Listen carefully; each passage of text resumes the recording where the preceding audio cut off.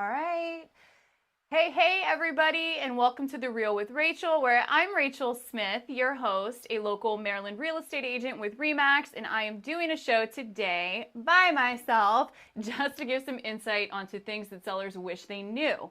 Of course, we've gone over tips and tricks to prep your home for the market and everything in between, but I was having a conversation with actually a family member who is in the middle of selling and purchasing, not with me because I'm not licensed in the states that they are doing that with, but I said, hey, give me some feedback, give me some incentives, some insight, pardon me, as to, well, incentives, I'll take those too, as to what you think you wish sellers knew or what you knew on the selling side of things. So I'm going to refer back to my notes because I jotted down some things that he had mentioned, and I'm thinking to myself, you know what, these are right. These are things that an agent, I'm sure, will sit down and go over with you during that initial meeting, but sometimes we can lose sight of it. And there are also things that you may not think of when you're in the midst of a transaction. So let's get into it. The first one is going to be make sure that you are ready, especially in this day and age, for things to go fast. Make sure that you're ready financially, physically, and emotionally to sell your home quickly. You're typically looking at a 30 to 45 day escrow, dependent on contingencies and if there's rent backs involved and things of that nature. But brace for impact, right? You may initially start to think to yourself, hey, you know what? I want to test the market and let's see what happens. If an offer comes my way, great, I'll take it. Well, guess what? You're probably, if you have the right agent, you're probably going to get multiple offers and you're going to be a little overwhelmed, and that could be just the easy part. Hey, let's pick one and go. But make sure that you're prepared for what's to happen after that, right? Be emotionally ready, have a plan in place, which is going to lead me to my next one. Number 2 is going to be, there are items that could still cost you money during contingencies, right? So typically when you sell your house, you're going to pay your closing cost, which is including your commission, and that's all going to be done at the closing table. There's no upfront fees. The agent themselves takes on all of those marketing dollars and will pay for those things out of pocket or through the brokerage. Typically out of pocket, that's our job. And then the fees that you can expect to incur are going to come to you, are going to hit you at the closing table, which typically would hit your proceeds unless you got to bring money to the table, and we can go over that another time. But 99% of the time, you're going to make some money on the sale of your home. And when you do so, all of the fees that are charged to you for selling your home, for using a brokerage and everything else, if there's contractors, that can be paid at the closing table too. Any closing cost help. And then again, your closing costs aren't just commission. You're also going to have your transfer taxes, your recordation taxes, your fees to the title company. That all is going to be done at the table. However, keep in mind that during those contingency timeframes from the start of the contract ratification, you could expect to incur some charges for repairs. For, let's say, you marketed your property with a home warranty and, oh my gosh, the HVAC goes up. Well, you're going to have to pay to activate that home warranty, and then the deductible, things like that. Still going to be paying your utilities. But I think some sellers don't realize that, hey, you put your house in the market and they know my fees are going to come at the table, but sometimes there's some items that may come up during escrow that need to be handled that you'd be responsible for as a seller. So with that said, let's talk about seller closing costs. Yes, commissions, right? You're going to have the commissions. Again, that's paid at the table if and when we close.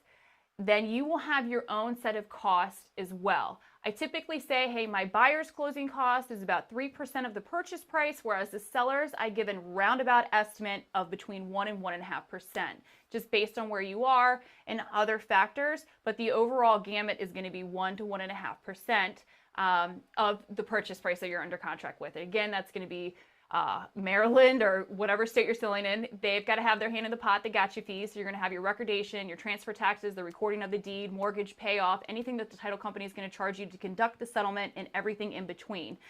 Again, that all comes out at the table. But a good number that I like to, again, kind of give is 1 to 1.5% of the purchase price. Now, that's in addition to commissions. So let me make that clear. Your closing cost for transferring the property is about 1 to 1.5% in addition to the commission. So depending on what your agent's charging you, you can just tack that 1 to 1.5% on top of your commission.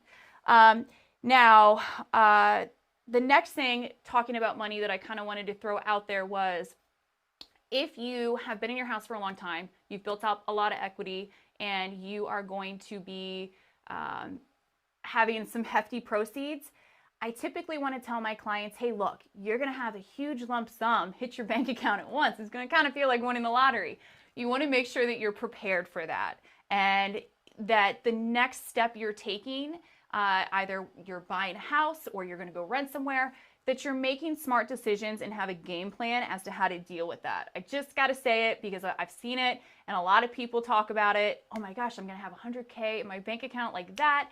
I can go do this, I can do that. If you don't have a plan set in place, that can go pretty quickly.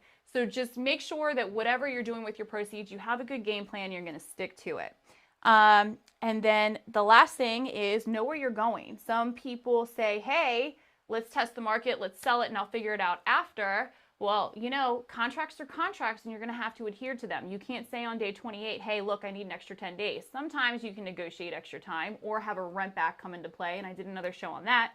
But have a solid game plan as to where you're going to go, because a contract is a contract and you're going to have to get out of that house on settlement day. So when you're signing, as soon as that ink is dry, that property no longer belongs to you.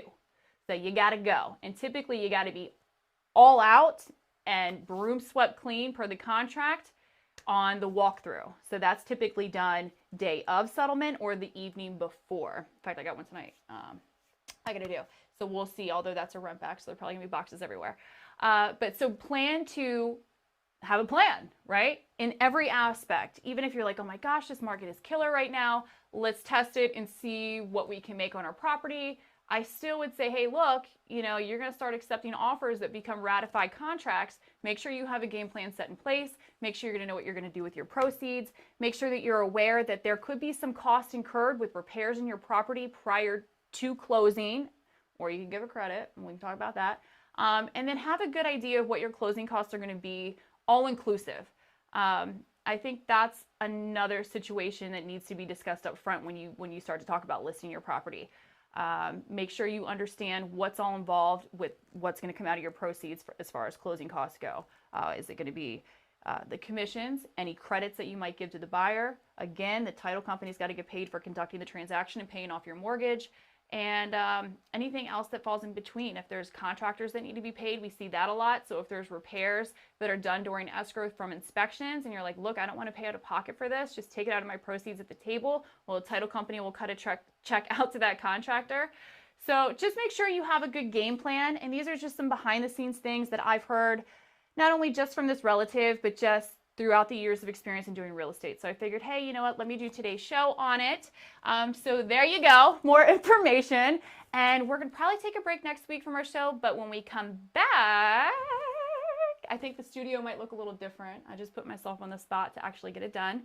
And we're gonna be doing our next show with Wayne Six from Six & Associates. That is an appraiser. We're actually gonna go out into the streets to his office and do the show. So super excited because he's like a celebrity to me.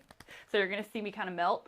So we're going to do a show with Wayne Six on all things that are happening in the appraisal world. And from a very top-notch appraiser, we're going to get the ins and the outs. So stay tuned on our next one, which will be, I think, in December. So we will see you guys then. If you have any questions, you know where to find me.